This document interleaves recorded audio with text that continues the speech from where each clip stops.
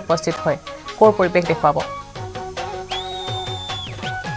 প্ৰিয়ংকা মই বৰ্তমান বিশ্বনাথ চাৰিআলিত উপস্থিত আছোঁ বিশ্বনাথ চাৰিআলিৰ প্ৰাভৈ ফিছ ফাৰ্মত আৰু প্ৰাভৈ ফিছ ফাৰ্মৰ এই পুখুৰীৰ দৃশ্য মাছ ধৰিছে চাওক দৰ্শকসকল নিউজ 18 অসম নৰ্থ ইষ্টৰ দৰ্শক দেখুৱাব বিচাৰিম এনেধৰণে মাছ বিভিন্ন প্ৰজাতিৰ মাছ বাহু বা আন মাছসমূহ দেখা পোৱা গৈছে এয়া চাওক একেবাৰে পুখুৰীৰ পৰা তেওঁলোকে মাছ ধৰি তাৰপিছত বিক্ৰীৰ কাৰণে মেলিব আৰু বহু ৰাইজৰ বিশেষকৈ বিশ্বনাথ চাৰিআলিবাসী ৰাইজৰ সমাগম ঘটিব এই অঞ্চলত এইটো আচলতে প্ৰাভৈ ফিছ ফাৰ্ম য'ত প্ৰায় 20টাতকৈ অধিক পুখুৰী আছে যি পুখুৰীত বিশেষকৈ উৰুকাৰ দিনাখন বা উৰুকাৰ আগদিনাখন এনেধৰণে মাছ ধৰা হয় মই স্বত্বাধিকাৰীসকলৰ ওচৰলৈ যাম কিন্তু প্ৰথমতে উপভোগ কৰক এই মাছৰ দৃশ্য পুখুৰীৰ পৰা এইসকল লোকে মাছ এই ধৰণে জাল পাতি মাছ ধৰিছে আৰু তেওঁলোকে ডিছপ্লে কৰিছে বিভিন্ন মাছ মই বীৰেন ভাগৱতীৰ ওচৰলৈ যাব বিচাৰিম স্বত্বাধিকাৰী ভাগৱতী ডাঙৰীয়া আজিৰ দিনটোত নমস্কাৰ শুভেচ্ছা জনাইছোঁ ভোগালী বিহুৰ আজিৰ দিনটোত আপোনালোকৰ কি কি কাৰ্যসূচী আমাক আপোনাক মাছকেইটা দেখুৱাই থাকিবলৈ অনুৰোধ জনাম হয় আমাৰ কাৰ্যসূচী হৈছে আমি ৰাইজক আজি উৰুকাৰ দিনা মাছ আমাৰ ফাৰ্মৰ পৰা দিয়াৰ আমি 20-25 বছৰৰ পৰা চলাই আছোঁ এইটো আমাৰ এটাই কথা যে আমাৰ যিসকল ইয়াৰ স্থানীয় লোক আছে আৰু বিশ্বনাথ চাৰিআলি গোটেই অঞ্চলৰ যিখিনি মানুহ আছে আমি উৰুকাত ইয়াৰ পৰা মাছ দিওঁ ইয়াৰ পৰা মাছ যায় আৰু জুতিৰে এসাঁজ খায় এতিয়া মই ভাৰ্গৱ আন এগৰাকী স্বত্বাধিকাৰী প্ৰাভৈ ফিছ ফাৰ্মৰ আপোনাৰ ওচৰলৈ আহিব বিচাৰিম ভাৰ্গৱৰ ওচৰলৈ অকণমান ভাৰ্গৱ আগলৈ আহক অকণমান আগলৈ আহক এতিয়া কওক কি কি মাছ উপলব্ধ কেনেকুৱা গোটেই কথা বতৰা কিমান দিনৰ পৰা এই প্ৰক্ৰিয়া নমস্কাৰ সকলোকে ভোগালী বিহুৰ অলেখ শুভকামনা যাচিলোঁ এয়া আমাৰ উৰুকাৰ কাৰণে মাছ ধৰা পৰ্ব চলি আছে ইয়াত বাহু ৰৌ চিতল চিলভাৰ কাৰ্প আমুৰ কাৰ্প এই গোটেইখিনি মাছে উপলব্ধ এইটো আমাৰ সদায় ট্ৰেডিশ্যন চলি আহিছে সদায় উৰুকাৰ দিনাখন ইয়াত যথেষ্ট সংখ্যক মানুহৰ ভিৰ হয় এয়া মাছ সতেজ মাছ আমি জৈৱিক পদ্ধতিত তৈয়াৰ কৰা মাছ সতেজ মাছৰ টেষ্ট ল'বলৈ মানুহে সদায় ডাঙৰ কথা কৈছে জৈৱিক পদ্ধতি এতিয়া আজিকালি অসমৰ ৰাইজে বা বিভিন্ন সময়ত জৈৱিক পদ্ধতিৰ মাছ বিচাৰে বজাৰত উপলব্ধ আন মাছবোৰতকৈ এই মাছ কেনেকৈ পৃথক বা কেনেকৈ জৈৱিক আমি ইয়াত কোনো ধৰণৰ কেমিকেল ইউজ নকৰোঁ আমি যোনখিনি ঘৰুৱা পদ্ধতিত মাছৰ দানা প্ৰস্তুত কৰিব লাগে সেই তেনেধৰণে প্ৰস্তুত কৰি মাছসমূহৰ খাদ্য যোগান ধৰোঁ গতিকে মাছটো খাবলৈ বিৰাট সোৱাদ হয় সোৱাদযুক্ত হয় নদীৰ মাছৰ নিচিনা লাগে আমাৰ পুখুৰীৰ মাছটো খায় সেইকাৰণে মানুহে মাছ বিচাৰি ঢাপলি আহে ইয়ালৈ এতিয়া মাছবোৰ দেখুৱাই আছে এতিয়া মাছবোৰত কিমান ডাঙৰ মাছ কিমান কিলো এতিয়া টিভিত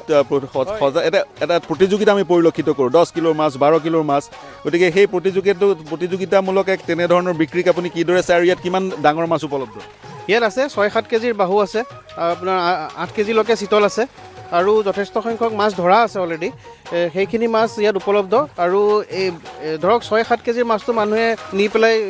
খাই যথেষ্ট টেষ্ট হয় গতিকে এইখিনি মাছে আমাৰ লগত উপলব্ধ এতিয়া হয় মোৰ একচুৱেলি বন্ধু ভূপেনে মোক সংগ দিছে কেমেৰাত এই অঞ্চলটোত প্ৰাভৈ ফিছ ফাৰ্মত আচলতে এটা পুখুৰী নাই 20তকৈ অধিক পুখুৰী আছে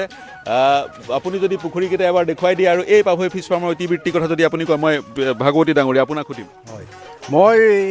এই ইয়াতে মই ইটা ভাটা কৰিছিলোঁ 72 চনৰ পৰা ইটা ভাটা কৰিলোঁ যেতিয়া দ হ'ল এইটো কনভাৰ্টেডটো মই ফিচাৰী কৰিলোঁ ইয়াত এটাই ভাল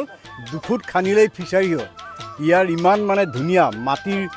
হেৰি বহুত উৰ্বৰ শক্তি বহুত পানী ধৰি ৰখা শক্তি বহুত সেইকাৰণে মই এই প্লেনটো কৰিলোঁ ইয়াত মই 25 বছৰ ইটা ভাটা কৰি তাৰপিছতেই মই এই ইয়াতে মানে মাছৰ কাৰণে উপযুক্ত পুখুৰী খান্দি পেলাই আৰু এটা কথা ইয়াত কোনো আমি ফোকলেণ্ড নাই সেই সময়ত তেতিয়া জেচিপি নাই মেন পাৱাৰ দি গোটেই খান্দিছোঁ আমাৰ স্থানীয় ৰাইজ এতিয়া কিমান পুখুৰী আছে ইয়াত 26টা আছে ইয়াৰ বাহিৰতো আমাৰ 20টা আৰু আছে মাছৰ সৈতে জড়িত সকলো কাম কৰা হয় মাছৰ পোনা ইত্যাদি বা প্ৰশিক্ষণ বা গৱেষণা সকলো কৰা হয় হয় হয় সকলো কৰা হয় আমাৰ NFDB নেশ্যনেল ফিচাৰিজ ডেভেলপমেণ্ট বৰ্ডৰ এখন ৰেজিষ্টাৰ্ড হেটচাৰী হয় ICR central institute of fresh water একুৱাকালচাৰৰ ৰেজিষ্টাৰ্ড এখন হেটচাৰী হয় ইয়াৰ আমি বিভিন্ন ভাৰতবৰ্ষৰ বিভিন্ন জেগালৈ মাছৰ পোনাৰ যোগান ধৰোঁ ইয়াত উন্নত প্ৰজাতিৰ মাছ যেনেকৈ ইম্প্ৰুভ কাটলা অমৃত কাটলা বুলি কয় জয়ন্তী ৰৌ আমি কৰোঁ আমুৰ কাৰ্প এইবিলাক জেনেটিকেলি ইম্প্ৰুভ ভাৰ্চন মাছ এইবিলাক মাছ কৰিলে কি হয় কমাৰ্চিয়েলি বহুতখিনি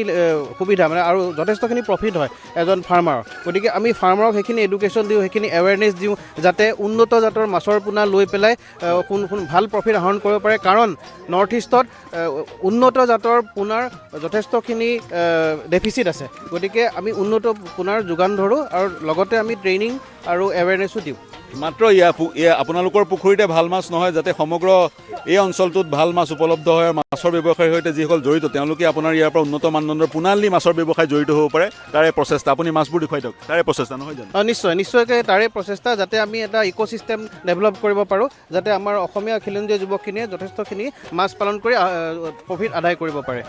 সেইটোৱে উদ্দেশ্য। আৰু অকণমান আমি তললৈ গৈ মাছখিনি পুনৰ দেখুৱাব বিচাৰিম। এতিয়া এটা এটাকৈ মাছ জালৰ পৰা আন এখন জাললৈ লৈ যোৱা হৈছে আৰু এই মাছবোৰ এতিয়া বিক্ৰীৰ কাৰণে এৰি দিয়া হ'ব। আৰু বিশ্বনাথ চাৰিআলি অঞ্চলৰ বিভিন্ন ৰাইজৰ সমাগম ঘটিব, প্ৰতি বছৰে ঘটে। মই যিমান দূৰ দেখিছোঁ এই ধৰণৰ এই প্ৰক্ৰিয়াটো, ৰাতিপুৱা মাছ এনেধৰণে বেচাৰ প্ৰক্ৰিয়া উৰুকাৰ দিনা কিমান বছৰৰ পৰা চলি আহিছে? এইটো দেউতাই কৈছে 25 বছৰমানৰ পৰা চলি আহিছে, এইটো চলিয়ে আহিছে আৰু চলিও থাকিব। এইটো এক ধৰণৰ পৰম্পৰা সদৃশ হৈছে। এয়া চাওক দৰ্শক,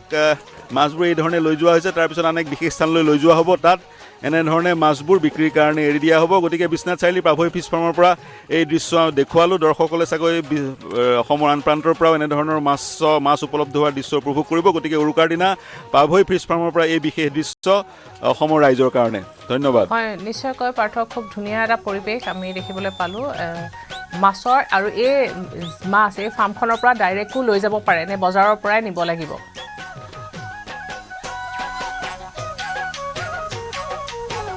দিছোঁ। গতিকে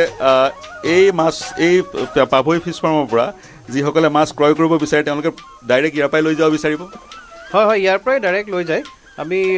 বজাৰত আজিৰ দিনটোত বজাৰত আমি নিদিওঁ মাছখিনি, গতিকে গোটেই দিনটো আমি ইয়াতে বিক্ৰী কৰিম। চব মানুহখিনি ইয়াতে আহে, ইয়াৰ পৰাই লৈ যায়। আৰু যোনখিনিয়ে বজাৰত নিছে সেইদিনা আগদিনাখনেই লৈ গৈছে। আৰু এটা প্ৰশ্ন থাকিলে, যিহেতু চৰকাৰে মাছৰ দাম ধাৰ্য কৰি দিছে এইবাৰ, গতিকে আপোনালোকৰ ইয়াত মূল্যবোৰ কিমান হ'ব? মাছো দেখুৱাই আছোঁ আমি, মূল্যবোৰৰ কথা জানি লওঁ। হয়, ইয়াত চৰকাৰৰ যোনটো নিৰ্ধাৰণ কৰি দিছে ৰেটটো সেইমতেই হ'ব। যেনেকৈ ধৰক আমাৰ বিশ্বনাথ প্ৰশাসনে যোনটো ৰেট ঠিক কৰি দিছে, ধৰক 1.5 কেজিৰ পৰা 2 কেজিৰ বাহু এটাৰ দাম 300 টকা, 2 কেজিৰ পৰা ওপৰ হৈ গ'লে 350 পৰা 400। চবৰে মানে কেপিংটো লগাই দিছে। 1.5 কেজিৰ পৰা 2 কেজিৰ দাম কিমান হ'ব, তাৰপিছত 2.5 কেজিৰ পৰা 3 কেজিৰ কিমান হ'ব, 2.5 কেজিৰ পৰা যদি 3 কেজিৰ মাছটো হয় তেতিয়া 400 টকা হ'ব। তেনেধৰণে ৰেট ফিক্স কৰিছে আৰু চৰকাৰে যোনটো ৰেট নিৰ্ধাৰণ কৰিছে সেইমতে আমি ৰেটটো দিছোঁ। প্ৰিয়ংকা, সেয়া আছিলে 1.5 কেজিৰ পৰা 2 কেজি কিমান ক'লে? 1.5 কেজিৰ পৰা 2 কেজি 300 টকা বাহু। 1.5 কেজিৰ পৰা 2 কেজি 300 টকা বাহু পাভৈ ফিছ ফাৰ্মৰ পৰা সম্পূৰ্ণ অৰ্গেনিক পদ্ধতিৰে এই মাছ। গতিকে জুতি ল'ব পাৰিব এই মাছৰ বিশ্বনাথ চাৰিআলিবাসী ৰাইজে। আজিৰ দিনটোতে ৰাইজৰ কাৰণে ৰিটেইল চেলত এই মাছ এৰি দিয়া হয়। গতিকে বিশ্বনাথ চাৰিআলিবাসী ৰাইজ যোৱা 25 বছৰ ধৰি এই অঞ্চললৈ আহি আছে আৰু এই স্থানলৈ আহি আছে আৰু পাভৈ ফিছ ফাৰ্মৰ সুস্বাদু মাছ